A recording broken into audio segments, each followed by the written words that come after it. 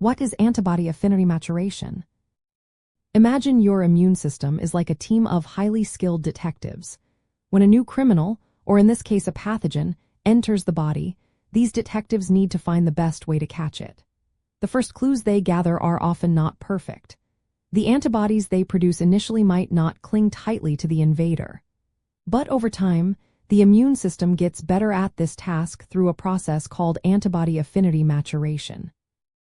This process mainly happens in special areas called germinal centers, which are like training grounds inside lymph nodes and the spleen. Here, B cells, a type of white blood cell, recognize parts of the pathogen called antigens. Once they find an antigen, they start dividing rapidly.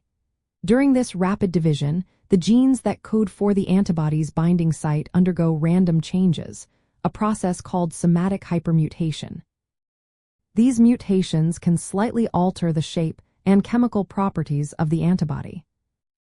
After mutation, B cells compete to see who can bind the antigen most effectively. The ones with mutations that make their antibodies stick more tightly to the antigen are selected to survive and multiply. Those with weaker binding are eliminated. This cycle of mutation and selection repeats many times, gradually improving the antibody's ability to latch onto the pathogen. As a result, the immune system produces a population of antibodies that are much better at neutralizing the threat. Some of these improved B cells become plasma cells, which produce large amounts of high-affinity antibodies. Others become memory B cells, which stay in the body and respond quickly if the same pathogen appears again.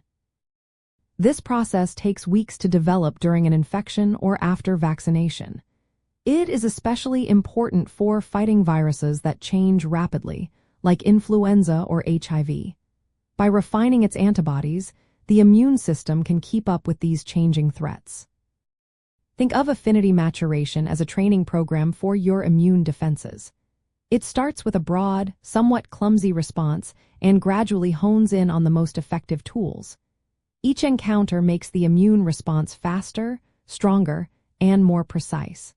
This is why vaccines often requiring multiple doses or boosters. They give the immune system more chances to improve its antibodies. Understanding how affinity maturation works helps scientists design better vaccines and therapies.